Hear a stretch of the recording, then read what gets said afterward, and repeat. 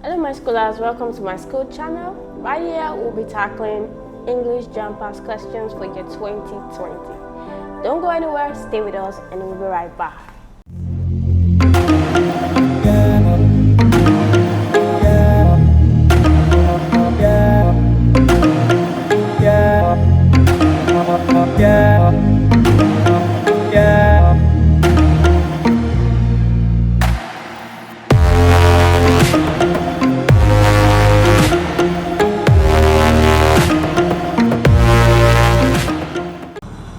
Welcome back to my school channel.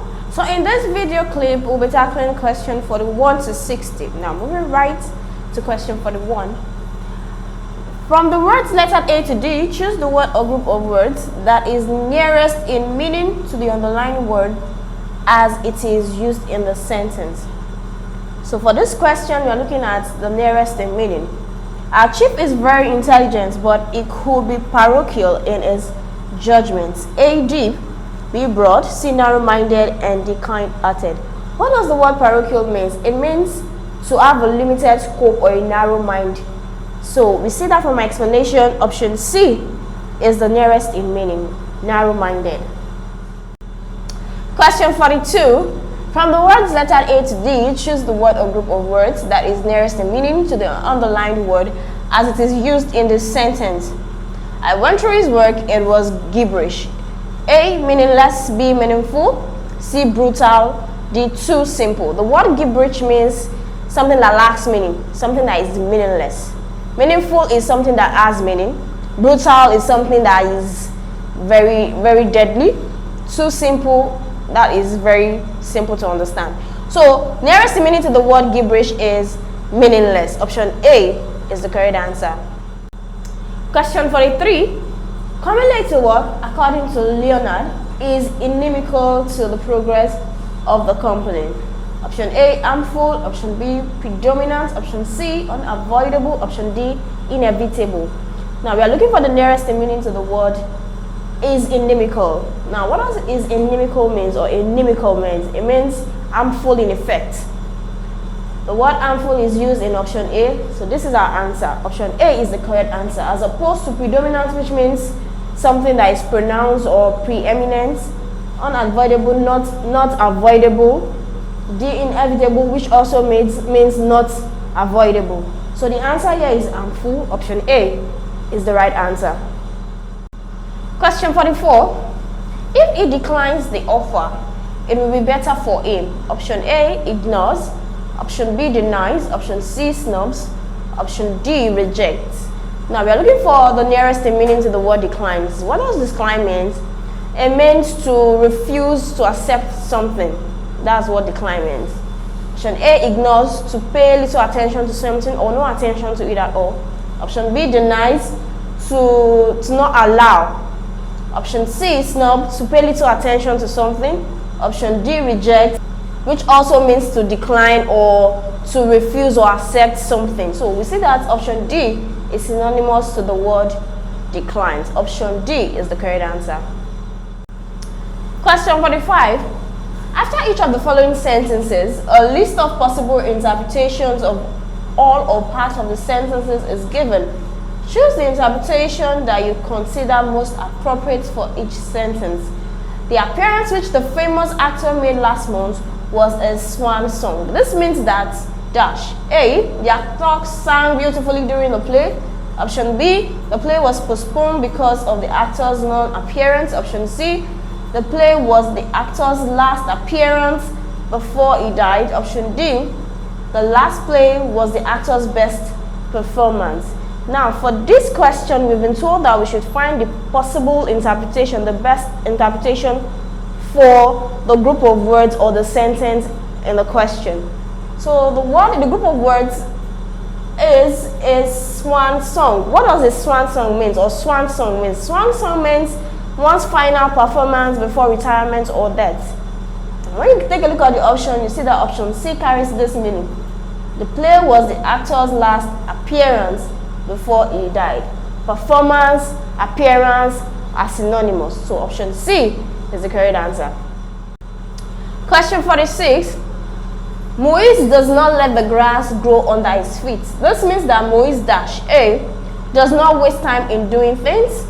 B is a very wicked man. B cuts the grass in his field regularly. D cares about himself. Now in this question, we've been asked to choose the appropriate interpretation for the phrase or the sentence. Now, not let the grass grow under his feet means that one who doesn't hesitate before doing things, one who takes action immediately. So we see that option A is the interpretation of this question. Does not waste time in doing things. Option A is the appropriate answer. Do not forget to take practice questions with our CBT JAMB past questions. All you need to do is click on the link in the description below where it takes you to my school website. There you can download my school software for your laptops and computers, or you can download my school mobile app for your Android phone. So moving on to question 47. From the list of words or group of words lettered A to D, choose the one that is most nearest opposite in meaning to the underlined word or group of words, and that will at the same time correctly fill in the gap in the sentence. The mayor demanded an unalloyed and not a dash loyalty from his soldiers. A. Strict. B. Wavering. C. Clumsy. D. Outrageable. Now from the instruction, it says choose the word nearest in meaning to the word underlined and a word that can at the same time correctly fill in the gap in the sentence. So the word is unalloyed. What does unalloyed mean? It means not mixed, complete, undiluted. That's what unalloyed means. Now the word strict means to be harsh. Option B, wavering. Wavering means to fluctuate or to be in doubt, to be indecisive. Clumsy means to lack coordination. D, outrageable means something capable of changing. So we see that naturally we want to eliminate option A and C, leaving us with B and D. Outrageable means capable of changing, but then in this sentence it does not correctly fill in this gap. So we're going for the option B, wavering, which means fluctuating, indecisive.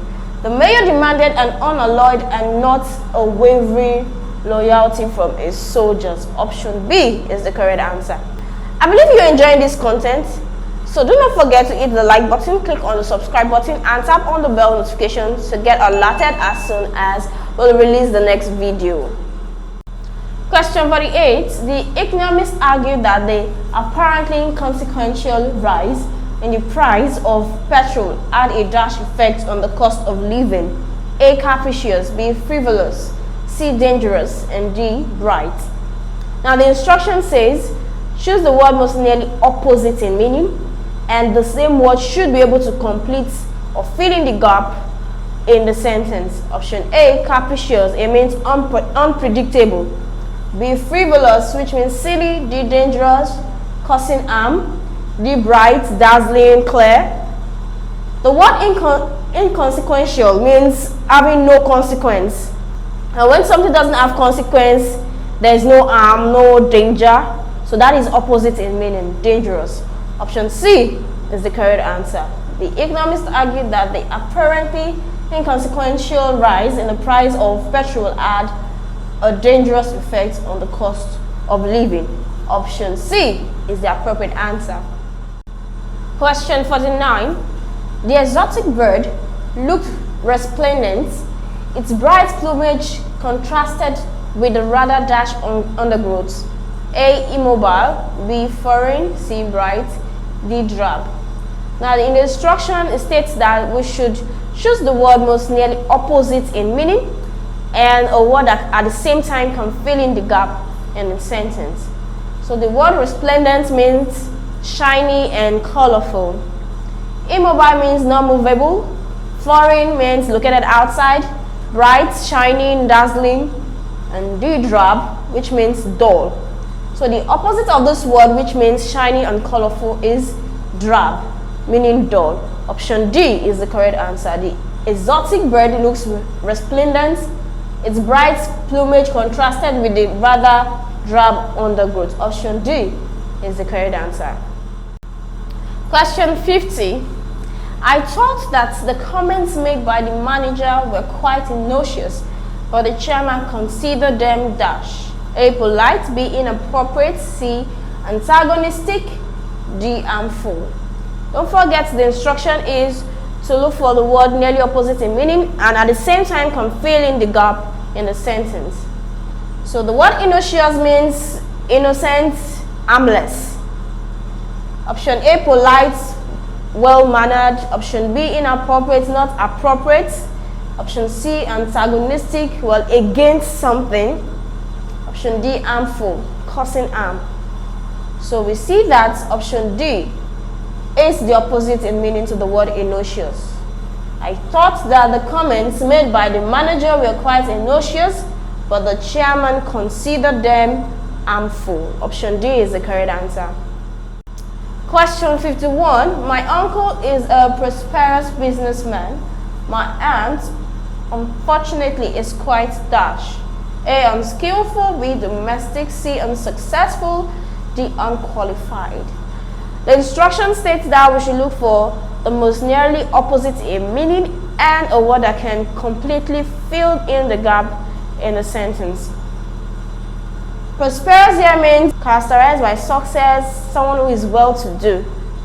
Unskillful, option A, not skillful, not having enough skill or not having skill at all. Option B, domestic. Option C, unsuccessful, not successful. Option D, unqualified, not qualified. Option C is the correct answer. Not successful, prosperous. My uncle is a prosperous businessman. My aunt, unfortunately, is quite unsuccessful. Option C is the appropriate answer. Question 52. The university has a large intake. Very few dash take place. A. Turnouts, B. Rejections, C. Exclusions, D. Obstructions. Now, from the instruction, it said most nearly opposite in meaning and a word that can correctly fill in the gap. The word intake means to accept, to allow. Turnout means attendance.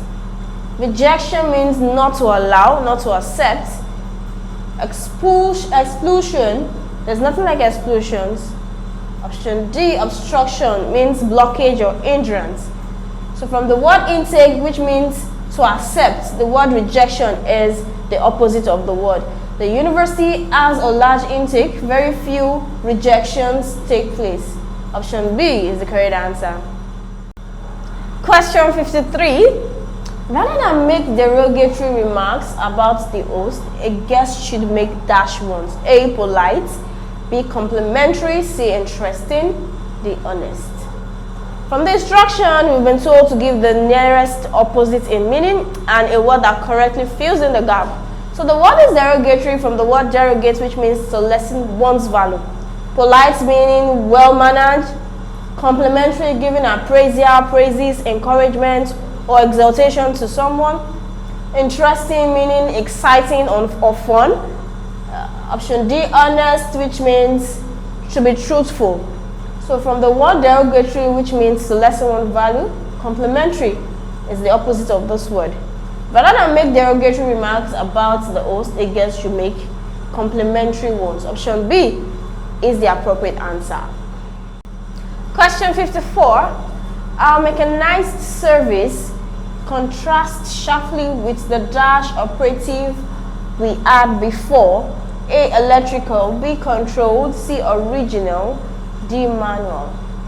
The instruction is to choose the word nearest opposite in meaning and a word that can correctly fill in the gap in the sentence. Mechanized here means the use of machine as opposed to manual, which means the use of hand. So judging from my explanation and the options we have, option D is the best answer. Our mechanized services contrast sharply with the manual operative we had before. Option D is the best answer. Question 55. After Ade had listened to some advice, his rigid ideas became more dash. A. Friendly, B. Compromising, C. Flexible, D. Democratic. Now in these questions, we are meant to look for the most nearly opposites in meaning, and the word should be able to complete this sentence. So the word is rigid, and rigid means not able to bend, something that is stiff. And the opposite of this word is flexible. Flexible means something that is bendable, that you can turn, and so on and so forth. So the opposite of the word rigid is flexible. After Ade had listened to some advice, his rigid ideas became more flexible. Option C is the correct answer. Question 56. The policies of the government favor the elite rather than the dash. A. Masses. B. Oppressed. C. Public. D. Unemployed. Now the instructions say that we should look for the most nearest opposite in meaning to the word underlined, rather we should use the word should correctly fill in the gap. The word elite here means a separated group of people with a superior status. Option A, masses, generally means the people, but then it is used to refer to people of the lower class. Option B, oppressed, to keep down by force. Option C, public. This is a general term to talk about the people or everyone. Option D, unemployed, not employed.